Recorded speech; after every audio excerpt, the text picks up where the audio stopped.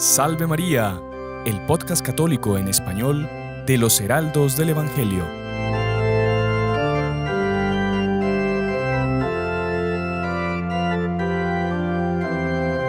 Queridos amigos que nos siguen por las redes sociales, que nos siguen por YouTube, que nos siguen por Facebook, también un cordial saludo a aquellos que nos están siguiendo por Radio Luz. Salve María. Una vez más estamos reunidos aquí en este nuevo episodio del podcast católico de los Heraldos del Evangelio, justamente llamado Salve María. Hoy nos congrega una reunión, un tema muy interesante que ya lo estamos viendo de la semana pasada sobre las profecías, varias profecías que han hecho santos y santas, revelaciones para el futuro, sobre todo para nuestros días. Y también damos un cordial saludo. Hoy tenemos un podcast de lujo, nos acompaña el padre Fernando Joya, superior aquí de los Heraldos del Evangelio. Salve María, Padre, qué gusto tenerlo aquí nuevamente en este programa, que hacía tiempo ya que no estaba con nosotros. Salve María, qué gusto estar de nuevo con ustedes, amigos y amigas de todas las redes, radios, etcétera. Y comencemos, todo el mundo está en expectativa de continuar el programa que hubo ya la semana pasada. Fue la semana pasada, y también queríamos saludar al hermano Sebastián, que hoy también nos acompaña, ¿verdad? En la parte de técnica, en la retaguardia. Y va a intervenir también, ¿no? Va a intervenir, en los controles, sí, aquí va a hacer preguntas, va a controlar el tiempo, en fin, nos va a poner siempre, si nos salimos del tema, nos va a poner nuevamente en vereda. Salve María, hermano Sebastián. Ya no hace falta ni una presentación, ya todo el mundo lo conoce más que a todos. Sí, ya la gente se cansó de verme tanto, así que hoy les vamos a dar Por eso la palabra lo han puesto ahí detrás de las cámaras. Exacto. No, mentira. Sí, comencemos. Si el problema, hermano Fernando, es que el tema es tan amplio, tan delicado, es un tema delicado, que uno a veces piensa, ¿cuál es el fundamento de que puede haber castigos? Cuando uno llega al fin del tiempo litúrgico y el comienzo del nuevo, fin de noviembre generalmente, las lecturas son del discurso escatológico. Los discursos son de nuestro Señor hablando del fin del mundo. Claro. La destrucción de Jerusalén y el fin del mundo, que se entremezclan, y los estudiosos tienen esa dificultad de saber cuándo se refiere a uno o cuándo se refiere a otro. Pero interesante, yo he traído la frase, lo que da lugar al comienzo, como diríamos, del discurso, que nuestro Señor se retira y queda el templo en su belleza, el templo de Jerusalén, a la vista de los apóstoles y de nuestro Señor. Y uno se le ocurre decir, todos maravillados con el templo, le dicen, tengo aquí el maestro, mira qué piedras y qué construcciones. Uno pensaría, bueno, Jesús nuestro Señor le va a decir que realmente bellísimo como han puesto para adorar a Dios, etc. Nuestro le dice, ¿ves esas construcciones? Pues os aseguro que vendrá tiempo en que no quedará piedra sobre piedra. O sea, nuestro Señor les dice, los asusta pero no les dice cuándo. Uh-huh. Y hay un entremezclar entre el momento que fue en los 70, 40 años después, digamos, para dar un número, la destrucción de Jerusalén, pero que tiene las previsiones también del fin del mundo, que es distinto, como ya explicaron, quiero creer, que el fin de los tiempos. El fin de los últimos tiempos, claro, y el fin del mundo. Uh-huh. Pero vean, me parece interesante, muy decidor, podemos decir, la frase de nuestro Señor, cómo nuestro Señor introduce que los castigos pueden venir sorpresivamente. Ve usted, desde Lucas 17. Como sucedió en los días de Noé, yo voy a resumir, ¿no? Y entrecortar. Serán los días del Hijo del Hombre. Comían y bebían, tomaban mujer los hombres, tomaban mujeres marido, hasta que un día en que Noé entró al arca, vino el diluvio y los hizo perecer a todos. Y lo mismo en los días de Lot. Comían y bebían, compraban y vendían, plantaban y edificaban, pero cuando Lot salió de Gomorra, llovió del cielo fuego y azufre. Cuidad vuestros corazones. Nuestro Señor como que muestra la vigilancia, que es importante para todo este panorama, pues si no se va a venir una catástrofe. ¿Y qué vamos a hacer? De estar preparados. No, se desalienta, el demonio entra en desaliento, estamos perdidos. ¿Cómo estar preparados? Que no sea que vuestros corazones se emboten por la crápula, la embriaguez y las preocupaciones de la vida. Velad y orad en todo tiempo. Padre, una cosa, yo creo que la historia es como muy cíclica, ¿no? Porque llega una fase en que la humanidad está en una tal decadencia y en un tal alejamiento de Dios y en un tal nivel de pecados que como que Dios tiene que hacer una intervención. Claro. Y siempre, pero claro, por su misericordia, siempre manda a advertir a la humanidad Claro. de que, oiga, o cambian de vida o vean lo que se les viene. Sodoma y Gomorra, que usted lo acaba de comentar, tuvo advertencia, claro. el diluvio. El diluvio. ¿Cuánto tiempo estuvo Noé haciendo el arca? Claro. Creo que 100 años. Sí. Y la gente se reía de él, este loco, y claro, y el pobre Noé, para él habrá sido una prueba también. ¿Qué prueba? Imagínense, pero cuando vino el castigo de Dios, que fue un gran premio para la humanidad, ¿por qué? Porque mucha gente que se iba a ir al infierno, si no hubiese venido ese castigo, quizá ya con el agua al cuello. San Pedro dice que el diluvio fue factor de muchas conversiones. Claro, usted tenía razón, Noé. O sea, uno piensa un castigo, digamos un terremoto, qué terrible, y mueren unos y otros. ¿Cuántos se habrán convertido? Porque invocan, ¿cuántas veces uno ve, mi Dios, Dios mío, exclamaciones de gente cuando ve inundaciones o cosas, fuegos o cosas terribles? Y que parecería que, digamos, porque las profecías, bueno, creo que lo dijimos también en el programa anterior, que están las profecías que son aprobadas por la Iglesia, que es las profecías oficiales, ¿verdad?, que están en las Sagradas Escrituras. Pero estas profecías que vamos a ver nosotros, públicas, las profecías públicas, vamos a ver hoy las profecías privadas, ¿verdad? Pero usted, padre, antes de comenzar nos estaba haciendo una diferencia entre unas y otras. Quizás recordar un poco eso, porque Sí, por recordar y remarcar con un texto que es muy interesante. El cardenal Ratzinger hizo un documento. Uno puede decir que Fátima es uno de las apariciones que tiene más estudios y más aprobaciones y más documentos apropiados. Y el cardenal Ratzinger, hoy el Papa Emérito Benedicto XVI, hizo un documento previo para mostrar lo que es como una revelación privada. La revelación pública exige nuestra fe. La revelación privada como que es un apoyo a nuestra fe, ¿no? Es interesante que él cita, vamos a ir a la cita, porque si no se nos va el tiempo y no vamos a poder comentar otras revelaciones, cita el Catecismo de la Iglesia Católica en el documento. Él dice, el Catecismo de la Iglesia Católica dice, a lo largo de los siglos ha habido revelaciones llamadas privadas. O sea, el Catecismo trata el tema claramente, algunas de las cuales han sido reconocidas por la autoridad de la Iglesia. O sea, no todas, pero no quiere decir que no sean reconocidas en el futuro. Están Fátima tardó 13 años, claro. 13 años los estudios sobre Fátima. Su función no es de completar, dice entre comillas, la revelación definitiva de Cristo, sino de ayudar a vivirla plenamente en una cierta época de la historia. Por tanto, las revelaciones, las profecías, digamos, tienen su momento. Si ven que hay algunas que son de largo alcance. Si uno va a calcular Isaías profetizando la llegada del Divino Redentor, 750 años. Otras son de menos tiempo. Fátima es de menos, pero Fátima tiene 115 años. Sí, ya. ¿No?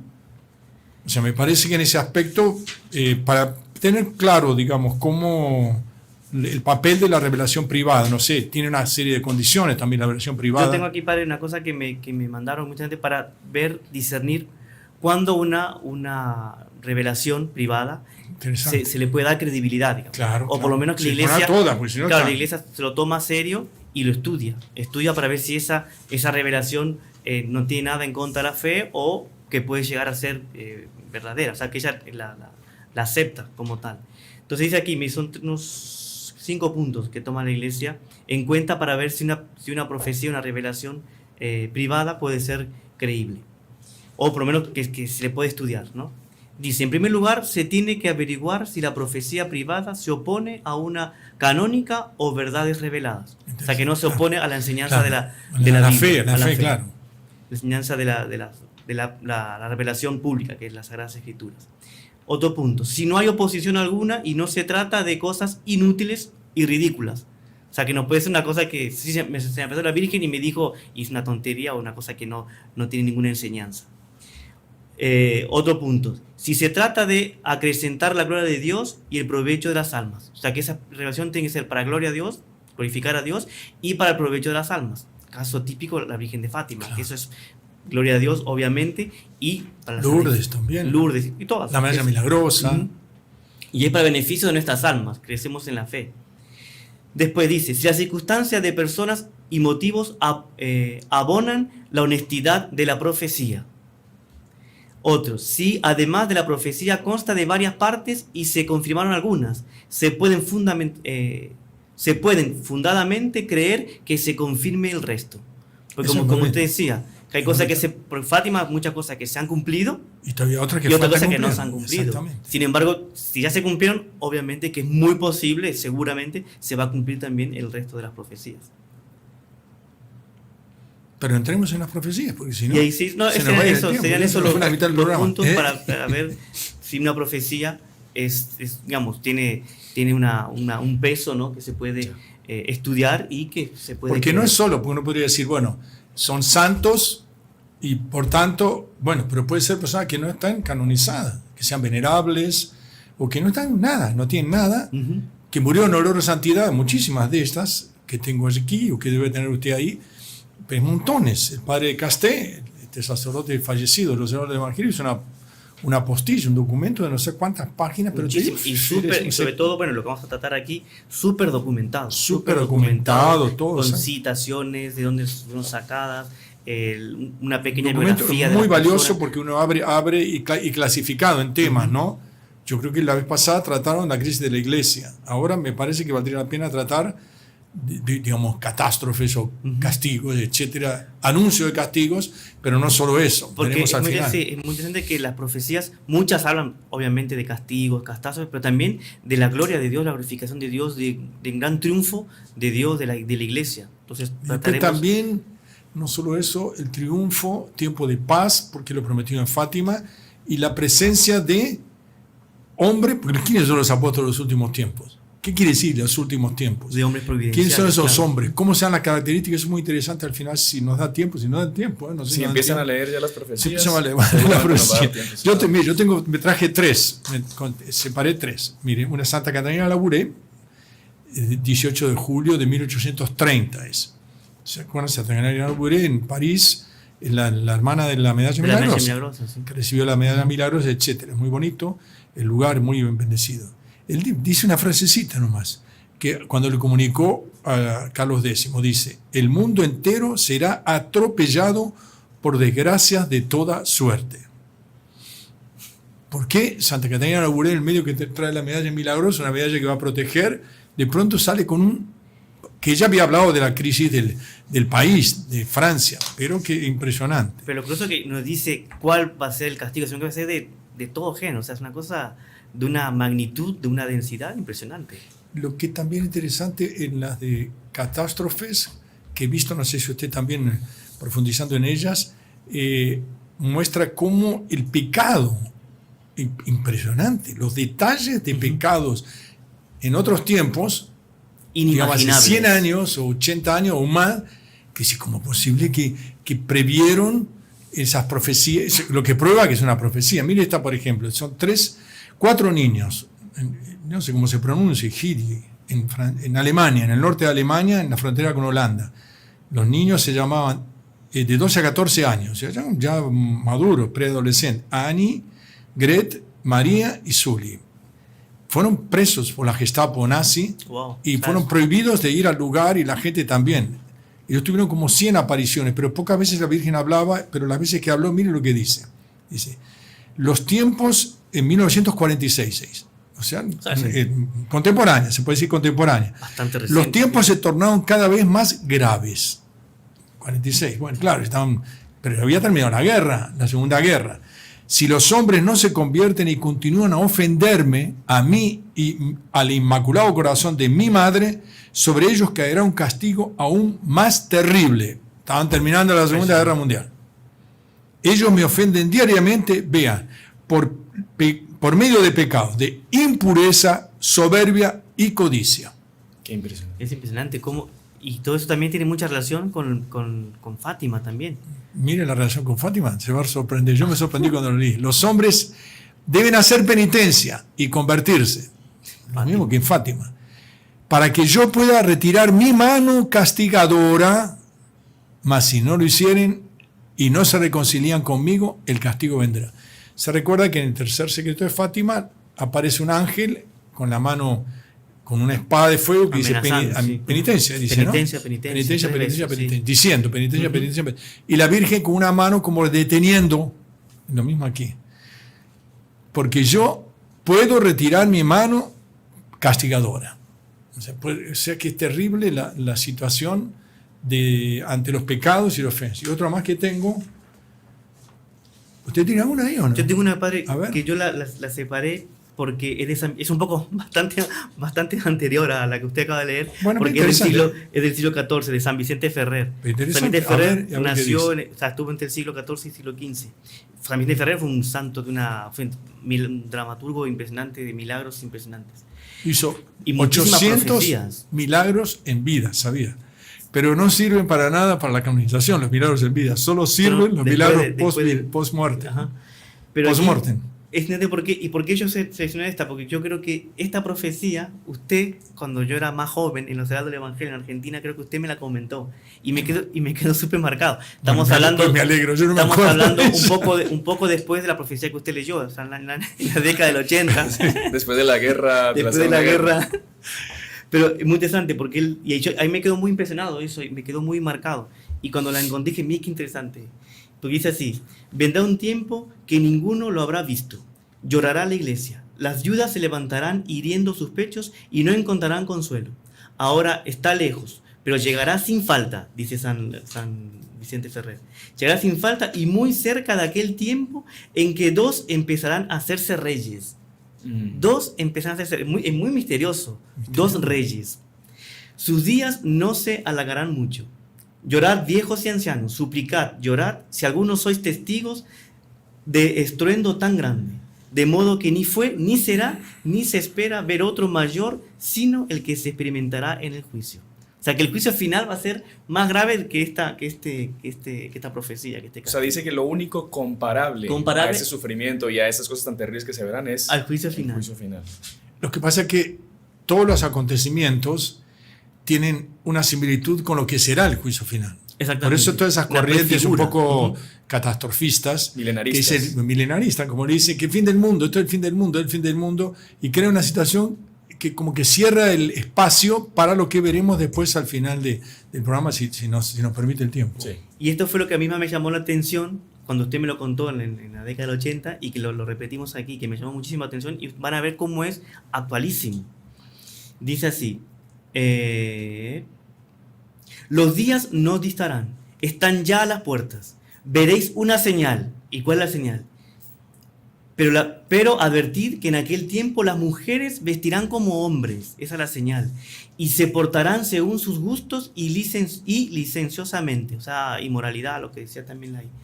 Los hombres vestirán vilmente como mujeres. Y ahí acaba el titito que yo seleccioné.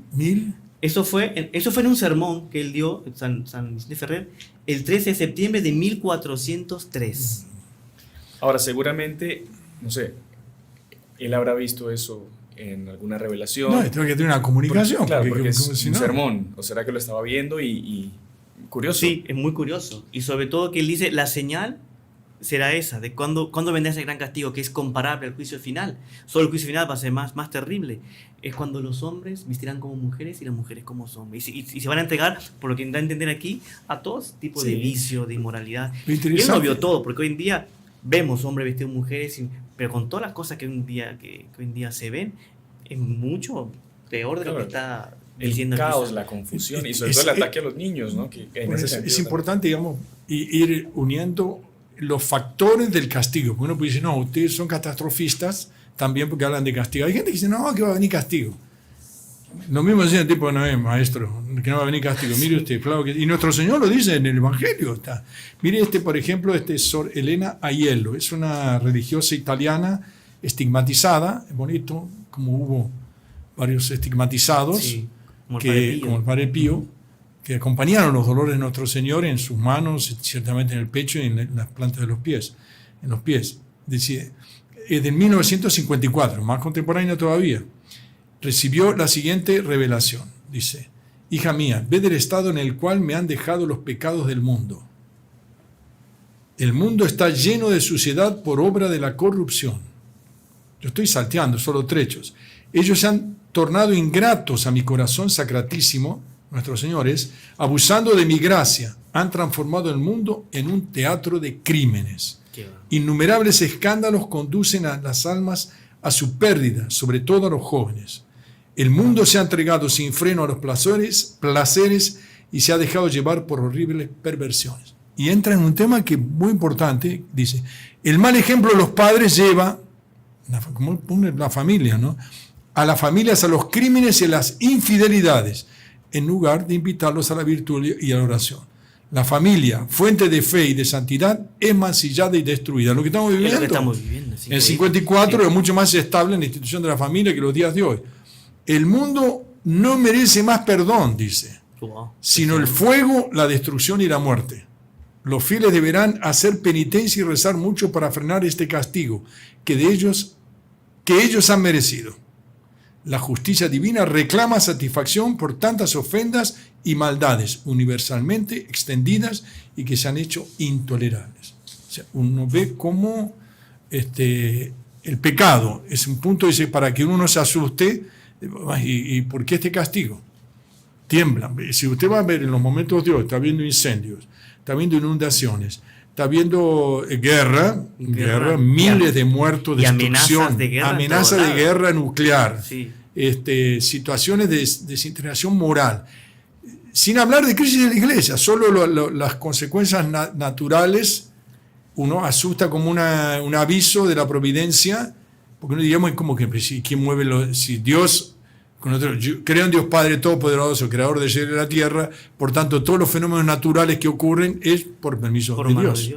Ahora, Padre, yo creo que peor que todo eso, esas señales que estamos viendo de, que usted dice, catástrofes, amenazas de guerra, todo, peor que eso es que hay mucha población, mucha gente que sistemáticamente se hace la ciega a eso y sigue llevando una vida como si nada estuviera pasando, que es lo peor de todo. Oídos sordos. Un ejemplo, Ucrania, en plena guerra, muriendo hombres en el frente de batalla, muriendo gente que tiene un misil y murió. Abrieron las fiestas, entonces salió una noticia, yo vi una farra de esa de fin de semana, completa, todo bebiendo, y bueno, entonces, esta gente es un pecado, pero no solo el pecado de la inmoralidad que puede ocurrir en esa fiesta, sino el pecado contra los hermanos que están defendiendo el país contra una invasión y que están muriendo, u otros que inocentemente están en su casa haciendo un huevo frito y ¡bum!, le cayó un misil y se acabó. Y vaya investigue también, que salieron varias noticias, qué leyes aprobaron en medio de la guerra. Ellos en una guerra contra Rusia, vaya a leer las leyes que aprobaron. Uno ve que queda perplejo y dice, bueno, pero hombre, esto es, ¿en qué puede terminar, no? Sí. ¿Qué otra cosa tiene usted, hermano? No, lo que yo le quería decir es que ya tenemos que hacer la primera pausa del programa porque han hablado mucho, así que, hermano Fernando, usted que está dirigiendo hoy. Bueno, entonces de aquí a breves instantes nos volvemos a encontrar con este tema que es fascinante. Yo creo que, hermano Sebastián, vamos a tener que dar un tercer podcast, no sé. Depende de ustedes. Dependerá del tema, pero entonces nos vemos en breve para continuar con este tema tan fascinante y tan atrayente. Salve María. Salve María. Salve María, entonces continuando aquí con el programa que estábamos siguiendo sobre las profecías y revelaciones de santos venerables sobre el futuro de la iglesia, el futuro del mundo. Entonces continuamos como estábamos comentando. El padre Fernando nos decía en el intervalo de que quizás tratar un poquito el tema de, de cómo Dios, las profecías de los diferentes santos y venerables han hecho sobre la grande catástrofe, pero también la esperanza en la cual, porque muchísimas profecías también hablan de la esperanza, hablan del triunfo. Hablan de castigo y hablan de esperanza, no hay que de castigo y bueno, reínese como pueda. No, habla de castigo y mucha esperanza. Y mucha esperanza, sobre todo porque es el triunfo de Dios, ¿verdad? Claro. En la historia. Y yo tenía aquí, padre, no sé si usted me permite, que hay una profecía muy interesante que es de San Pío X. Interesante. Él fue papa del 1903 al 1914, por tanto, en el comienzo del siglo XX. Y él dice que estaba en una audiencia y de repente como que se queda medio dormido, queda una especie de estado así de somnolencia, dice. Y él dice lo siguiente, después de eso: esto que veo es horroroso. Seré yo, será mi sucesor. Lo que es seguro es que el papa dejará Roma y para salir del Vaticano le será necesario pasar sobre los cadáveres de sus sacerdotes. Eso él lo comenta y después lo comenta un canónigo que lo estaba acompañando y le dice lo siguiente, San Pío X. Todo el mal depende de nosotros, sacerdotes. si todos estuviesen inflamados de un celo de amor, bien pronto la tierra entera sería católica. O sea, San Pío X notaba de que la gran solución a todos los grandes problemas era que los sacerdotes fuesen fervorosos, inflamados del amor de Dios. Como que acompaña el deseo de los apóstoles de los últimos tiempos, porque el San Luis de Montfort marca mucho que sacerdotes, ¿no? Sacerdotes de tal categoría, de tal pertinacia de fuego, de puro amor, de justicia, etc. Al final, si nos da tiempo... Sí.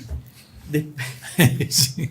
Amenazando más que no nos va a dar tiempo, padre. Aquí hay una cosa también que es de un fraile también, Bernardo María Glossi, que el sacerdote era un fraile de los mínimos italianos del siglo XIX, y él murió en el año 1849. Y también tenía varias profecías.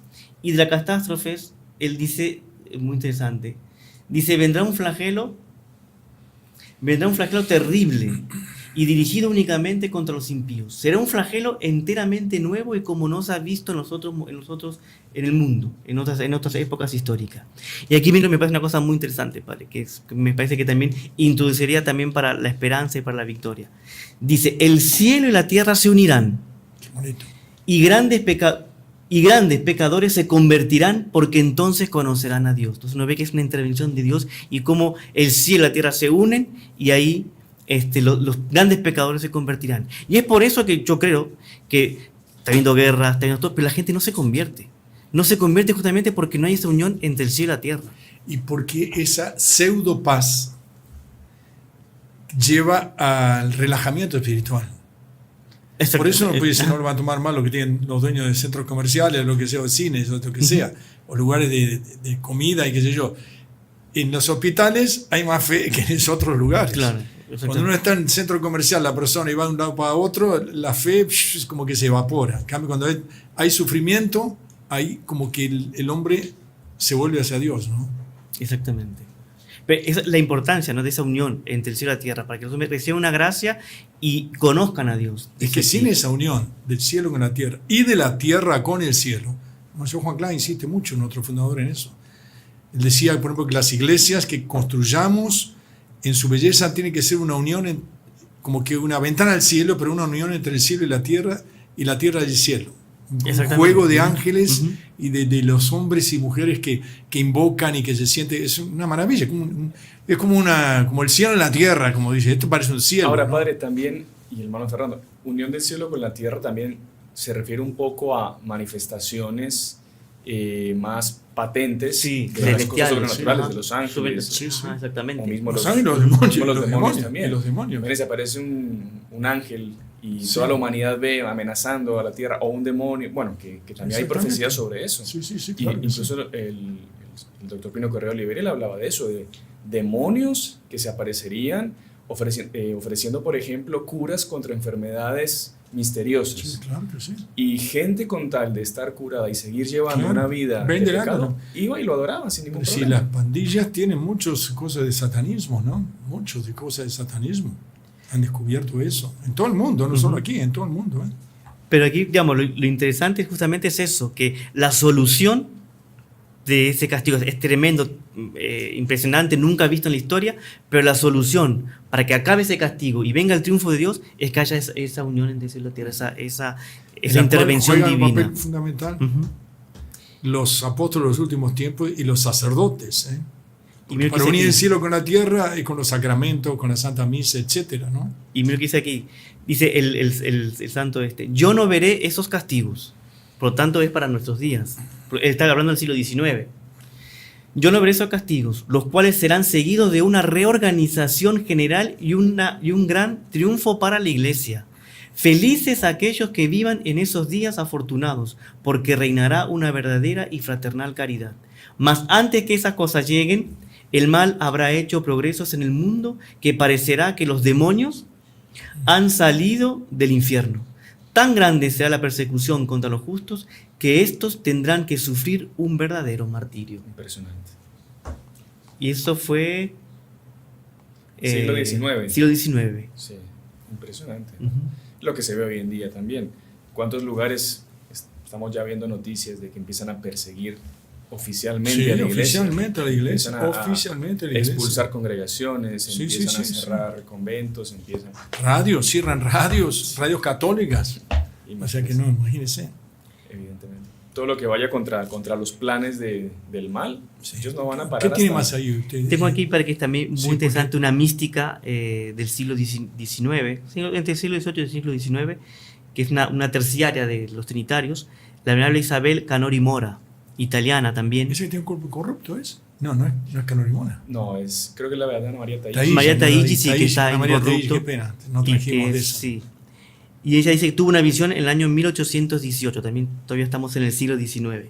Dice, de repente yo vi el mundo en una completa revolución. O sea, está describiendo el siglo XX-XXI prácticamente. El orden y la justicia no reinaba más.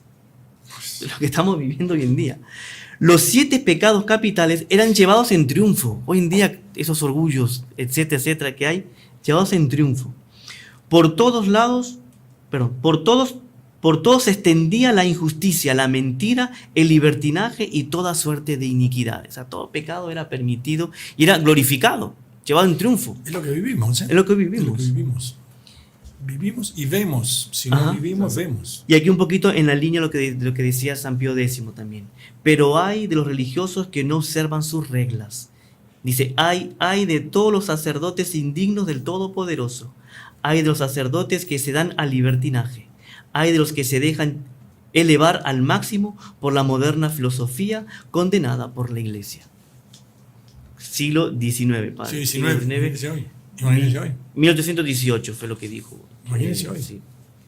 Yo me acuerdo que en el programa pasado, justamente una de las profecías que comentábamos con el diácono Guillermo, que hablaba justo de esos castigos que vendrían sobre la humanidad, y nuestro Señor Jesucristo incitaba a los sacerdotes de que ellos fuesen al altar a rezar y a interceder por la humanidad, que ellos en vez de hacer todo lo que está comentando ahí, que se fuesen a celebrar misa, porque ellos tienen en sus manos el poder de la y la impetración. confesión. Exactamente. Decía el los padre Pío sacramentos. cuando le prohibieron confesar, él decía que tenía pena porque todos los penitentes quedaban encadenados al demonio. Claro. No podía, que lo que hacía es quitar las cadenas, que los pecadores estaban agarrados por el demonio. Y el demonio Con la absolución, actúa plum, mejor, fuera. ¿no? El demonio tiene campo libre, por así decirlo, ¿no?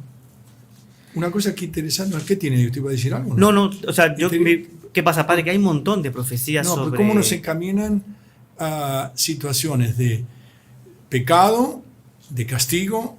¿Y qué va a haber? ¿Cómo va a ser? Porque nos llevan a los últimos tiempos. San Luis Quirino de Montfort tiene un trecho muy interesante que en el Tratado de la Verdad de Devoción, un maravilloso libro que es para meditar y meditar La gran mayoría de nuestros... párrafo por párrafo, decía, no página por página, párrafo por Sí, párrafo. una- ¿Qué párrafo dice? Ella, la Virgen, producirá por consiguiente las cosas más admirables que han de existir en los últimos tiempos. Interesante. La formación y educación de los grandes santos que aparecerán en el fin del mundo le está reservada, pues solo esta Virgen singular y milagrosa puede producir en unión con el Espíritu Santo las obras singulares y extraordinarias. En los últimos tiempos, María debe brillar como jamás brilló, vean ustedes, en misericordia, en fuerza y en gracia. Qué impresionante. Misericordia, fuerza y gracia. Mira, qué curioso, misericordia, dice, para reconducir y recibir amorosamente a los pobres pecadores y desviados. Es bonito Interesante. porque para uno ver que no es, estos malditos, no, vamos despacito. Son almas, toda alma, salvo que es un enemigo de Dios declarado, como decía Son ese pecadores cura viejo, arrepentidos, ¿no? el cura viejo que siempre decía, los únicos que van al infierno son los voluntarios, decía un Claro. español fallecido, que Dios lo tenga en la gloria. Y desviados, para convertirse y volver al seno de la Iglesia Católica. En fuerza, vean, contra los enemigos de Dios, los idólatras, cismáticos, etcétera, etcétera, etcétera. Y en gracia, para animar y sustentar los valientes soldados y fieles de Jesucristo que pugnarán por sus intereses.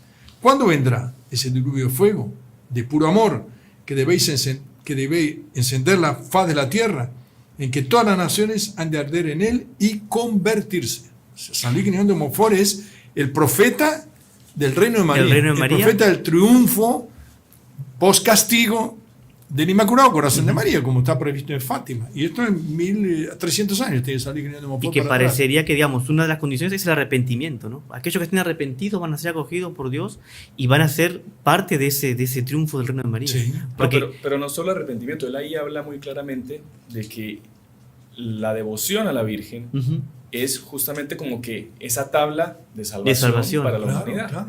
para entrar a ese reino de María.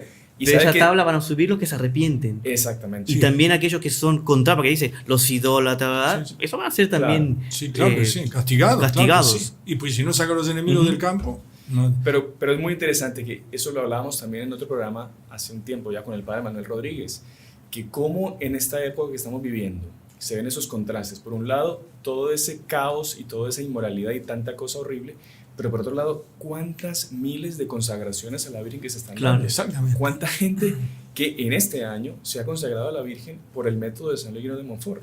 Y es justamente esa gracia que Nuestra Señora va dando a la humanidad. ¿Para qué? Para tocar esos Exactamente. corazones. Para que esos pecadores, nosotros también, primeros, nos arrepintamos y podamos entrar a ese reino de María, al que todos estamos llamados desde que nos convirtamos y tengamos esa devoción. Y Esa fe. como que Nuestra Señora va a través de las redes, ¿no?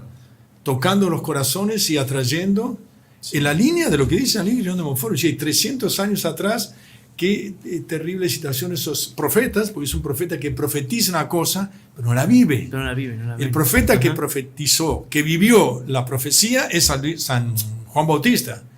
Vivió al profetizado, lo tuvo presente, lo indicó, este es el Cordero de Dios. Pero ¿cuántos hay que profetizaron y no vieron solo catástrofes? No sé, si tiene algo a más de... Porque yo creo que no... ¿Cuánto tiempo No, tenemos? quedan como 10 minutos, padre, así que... Porque, no, también una cosa que quería comentar, que decía lo que muy una línea que decía el hermano Sebastián, de una vez una conferencia de doctor Pliño, en la década del 70, creo que él fue en el 72, él decía que Nuestra Señora siempre fue reina. Desde la creación Dios ya la tenía, ¿no? en su pensamiento divino la tenía como reina. Pero que a lo largo de la historia, ese reinado, ese poder de Nuestra Señora sobre las almas, sobre todo, sobre los corazones, a lo largo de la historia, tuvo mayor brillo o menor brillo. O sea, se manifestaba más o menos. Dice que comenzó a manifestarse más a partir de San Luis María de Montfort. Y que su culmine fue con las profecías que Nuestra Señora hizo en Fátima a los 3 pastorcitos, que por fin mi Inmaculado Corazón triunfará, que significa justamente ella ser reina Efectivamente. efectiva, de derecho y de hecho, ¿verdad? Y él decía, y que en esta época, ya proféticamente lo decía, en esta época nosotros vamos a ver cómo ella realmente va a ser la reina de los corazones. Yo creo que entra bien. Yo pensaba, digo, vamos a saltearlo, pero yo creo que queda bien como... Parece, el papel de aquellos llamados. Todos los esclavos de María son llamados a esto que San Luis de Montfort dice, a ser apóstol en los últimos tiempos. ¿Qué es ser apóstol? El que lleva a otro a las cosas de Dios, a la iglesia, a los mandamientos, etc.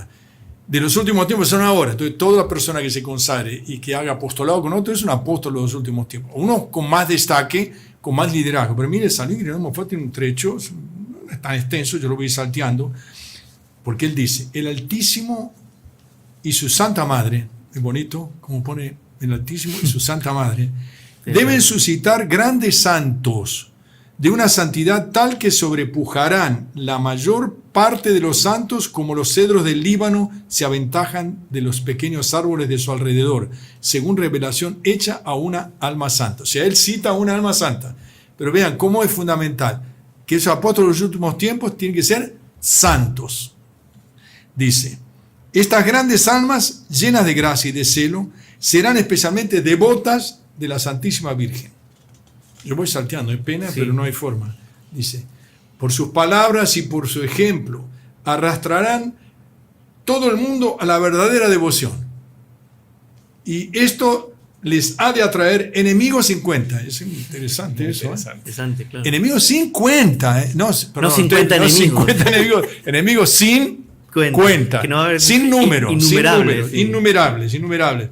Más también victorias innumerables y gloria para el único Dios. Qué belleza de luchas, pero cómo uno ve que la gracia de Dios obtenida a través de Dios por medio de la Santísima Virgen es la que va a marcar almas que se abran a Dios.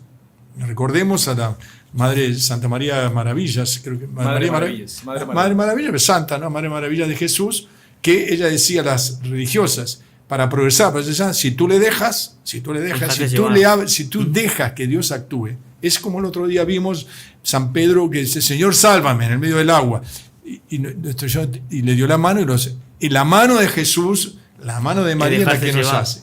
Dice más el poder de María sobre todos los demonios ha de quedar más patente, con más intensidad en los últimos tiempos. O sea, esta lucha entre ángeles y demonios, entre el cielo y la tierra, la tierra perdida, digamos, entre los buenos y los malos, es principalmente en los últimos tiempos, cuando Satanás comience a armar insidias a su talón.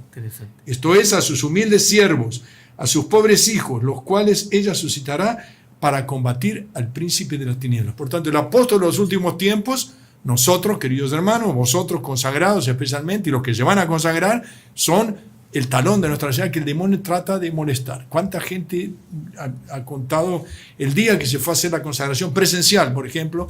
Pero le pasó de todo. Sí, le chocaron el auto, pinchó la goma, se paró el motor, el zapato se le rompió, las cosas más se peleó con el marido justo antes de salir, cosas así insólitas. Y dice, vamos a saltear, ¿quiénes son estos servidores, esclavos y hijos de María? Serán ministros del Señor, ardiendo en llamas abrasadas que lanzarán por todas partes el fuego del divino amor. O sea, cómo importante es el divino amor. Uno piensa, me viene a la memoria en este momento, Santa María Magdalena, el amor de María Magdalena que la llevó a buscarlo en el sepulcro y estar continuamente hasta llegar al pie de la cruz. Dice, serán verdaderos apóstoles de los últimos tiempos. Y el Señor de las virtudes, bonito, el Señor de las virtudes, les dará la palabra y la fuerza para hacer maravillas. Pues, por tanto, le dará a los apóstoles fuerza como para hacer milagros, para hacer maravillas, se entiende eso. Y la palabra y fuerza, y alcanzar victorias gloriosas sobre sus enemigos, que son los enemigos de Dios. Y termina, ¿tenemos tiempo para terminar? Sí, no, que solo le quería comentar eso que usted decía de los milagros. Si el propio San Luis profetiza que los santos de los últimos tiempos van a ser como cedros del Líbano, comparado a gramitas, y sus obras van a ser mucho mayores. Si los santos de antes hicieron milagros increíbles. Los apóstoles de los últimos tiempos van a hacer milagros. Pero va a ser, todo es por María, con María. Es curioso ese ¿cuántos santos nosotros conocemos? San Francisco, San Ignacio de Loyola, por ejemplo. Un hombre de sufrimientos, de ascesis y qué sé yo, de oración.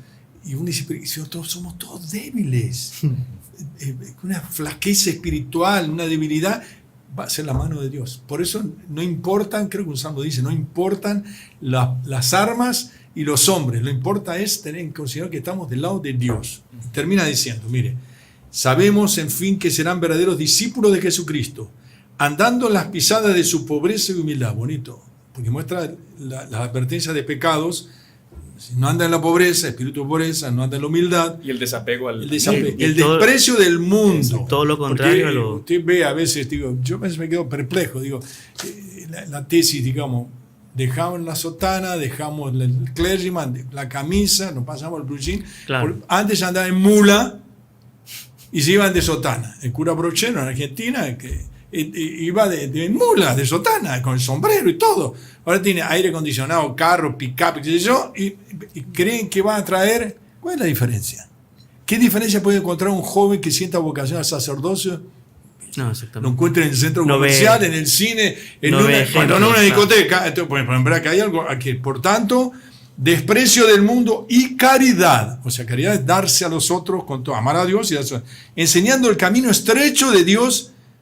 Camino estrecho, en la pura verdad, por tanto, contra el error, conforme el Santo Evangelio, y no por las máximas del mundo, sin preocuparse ni hacer acepción de persona alguna.